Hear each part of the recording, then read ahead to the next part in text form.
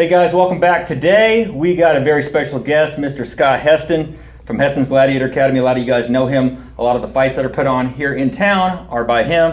He'll talk about that here in just a little bit. We're going to be talking a lot about today and demonstrating today a lot of explosive training, a lot of different exercises that he uses because he knows that he has to train explosively because he's going to need that once he gets into the ring. So welcome, Scott. Hey, thanks for having me. Yep. Appreciate it, guys. And excited to work out with you guys. Very excited to have you here. Talk just a little bit about, for those that don't know, about what you do with the Gladiator Academy. I think a lot of you guys do know who you are and what you stand for, but just talk briefly a little bit about what you guys are a little bit too big all for about. me. I don't know. Yeah, we teach mixed martial arts here in town, wrestling, boxing, jiu-jitsu. Come check us out. It's a great workout. Cool, excellent.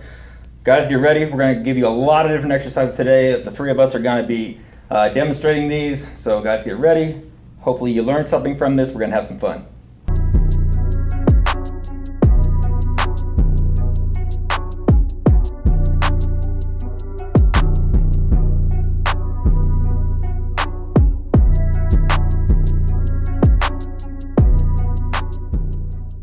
Yeah, we're going to do some explosiveness with the power ball here. It's good for picking guys up, getting that core strength for slams, everything else. Do about 8 reps. Be careful, something's going to bounce back at you. If you get real explosive, you're going to come up all the way off the ground and throw it down.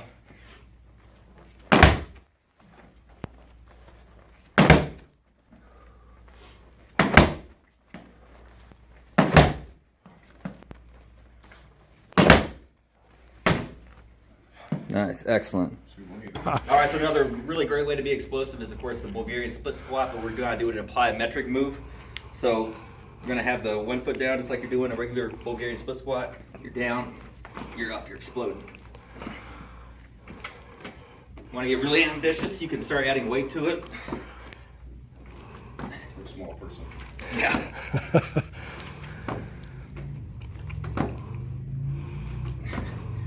So your limit's the ceiling, pretty much. If you can jump to the ceiling, do that. Scott can probably do that. I can't do that. Go right to the tiles. So that's a good way to be explosive with your legs. See, single leg training, always good. All right. It's basically explosive training on the Smith machine. Here, you're going to explode up as fast as possible, halfway releasing the bar, and then grabbing onto it and bringing it back down. So.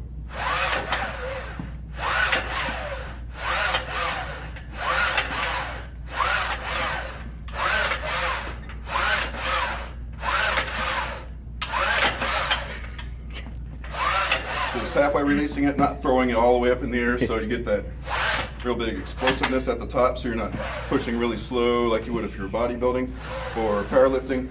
It's that fast motion.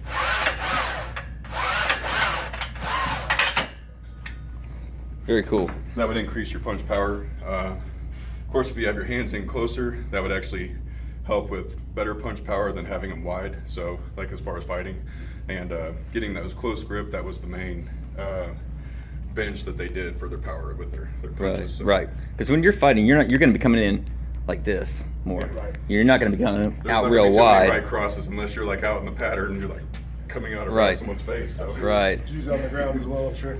Explosiveness. We do it with all our wrestlers, our MMA fighters. It's great for explosiveness, for takedowns, shots, things like that. So it's called jump up, jump outs.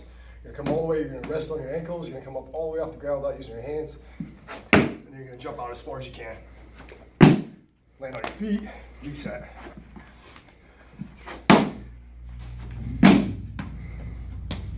It's a great exercise for Nice. explosiveness. Yeah, reminds me of The Rock. Yeah, for sure.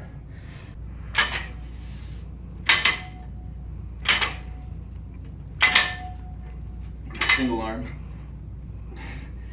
Now you're utilizing a lot more of the core. It's going to have to fire to keep you upright, but doing this one arm at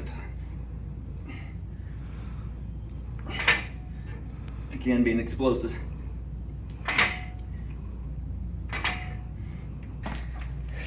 This one's good for core and power. Yeah. Twisted. You can get your hands up like you're fighting and put it behind your back. Yeah.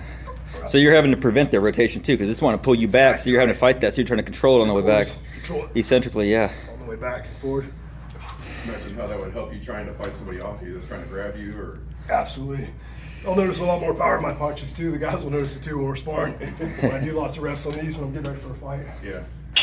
Same thing when you do on the other side, just completely switch your stance. Put your right foot forward.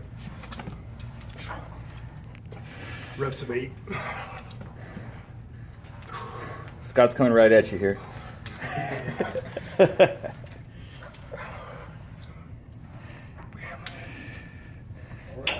Yeah, so that's a lot of chest too. Chest, core, everything. Shoulders, core, yeah.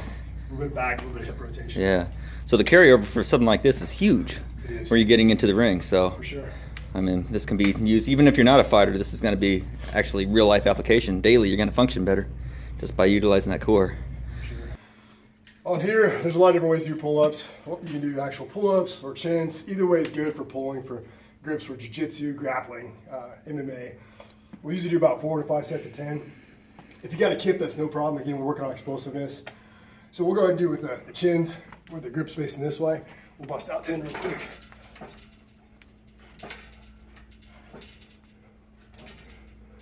I'll sometimes come up and over bar, let go.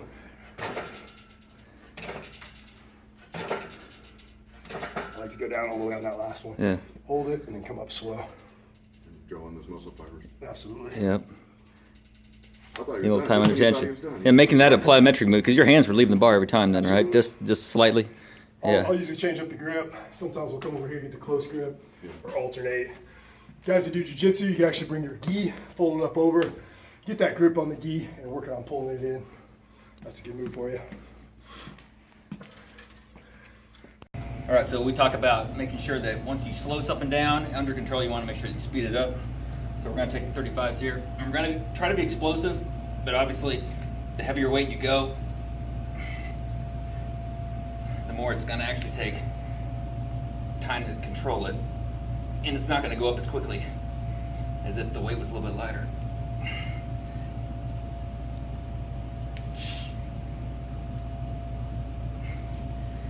Still, again, using a little bit of lower body English to get it up. Now I'm down to 20s, so now I'm just going for speed and exploding up, actively pulling back down with the mid and lower rhomboids, or the rhomboids and the mid and lower traps rather. Turn into all those synergists actually taking over. Yeah, exactly. Whew. That'll get heart rate up, get both the explosiveness and a little bit of the actually the heavier weight. Actually feels like it's going up fast. It looks like it's going up slow, but it, you know, your muscle feels like it's exploding up. That's the whole point of it, is to try to get as explosive as possible. And then once you drop the weight a little bit, then you can just go all out, burn out as many reps until failure. So, whew. We put the box on top of this. Oh yeah, we're gonna get that on camera. With, what's his name? We were just talking about a little bit ago, and he wouldn't do them. I was like, I gave him some weights. I'm like, all right, go ahead, man. I jumped. It was like that high. Yeah. This is all I'm jumping on. That's it. Let me do single leg. If you want to do single leg, let's do single leg. Yeah. Explosiveness. Yep. Then you do like other leg, of course.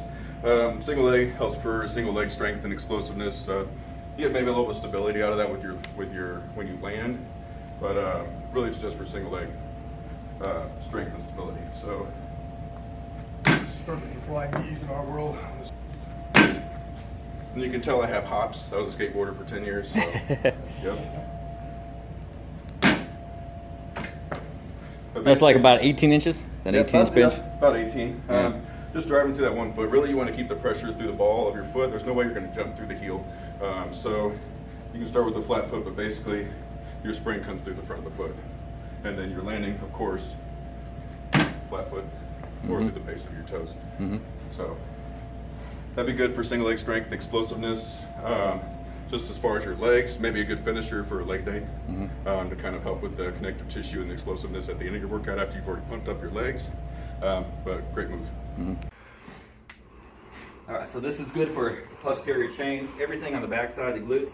This is gonna really hit up the rhomboids, gonna hit up the lats. We're squatting down, we're driving through.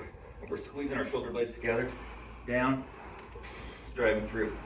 Squeezing your squeezing your butt cheeks together real hard, keeping everything tight. Using everything. Everything. Everything's tight. Come down that nice deep squat. Drive those hips through. Full hip extension. Using 100 too. Gotta step my game up. Yeah. The game stepped up today. Everything, the ante's up today. I got the man in the house. So. You just imagine how much stuff that's explosive that they're not doing when they go in there, and then they go in and they see some of the stuff, they're like, wow, I should try it. And different things happen. Right. So You get a different response. When you haven't done something like this, and you go in there, it's going to elicit change in your other lifts too, when you slow it back down again. So if you slow it down, you got to speed it up. Speed it up, got to slow it back down. okay. I'm out of breath. Yeah, always changing, making your body guess. Right. So it's really important. Right. This one's great for punching power. You take the ball, you're getting in your fighting stance, you're either gonna throw a straight right, you're pushing the ball towards your opponent, or you're gonna throw a jab. We don't just want to push it, we want to use it as a punch. We'll build up the power and plyometrics in your shoulders for punching. Twisting your body, come up, throw it to your partner just like a punch. You start a straight right, and I'm gonna throw a jab, step forward. Your jab's probably gonna be a little weaker. It's kind of fun. Unless you like throw it too short and it hits you right in the wrong spot. That's right.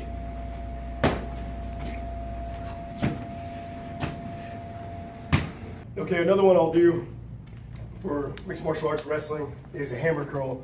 It's not gonna be perfect form, you know, on this one we're not bodybuilding, like Chaz mentioned. Yeah. This is all for raw power, strength in the arms, you know, for the rear naked chokes, the guillotines, you name it, getting your arms out of bad positions. You wanna go super heavy on this one. I'll demonstrate with the 80s here. This is featherweight. You're just gonna bring it up. Reps of 8 on each arm. Brad Castleberry just came in here, but he's actually lifting real weight. All right, screw it. I'll step up to 100. Let's go. He's like, no, I need hundreds. He's gonna take these. There we go. Give you that really good strength when you're pulling in.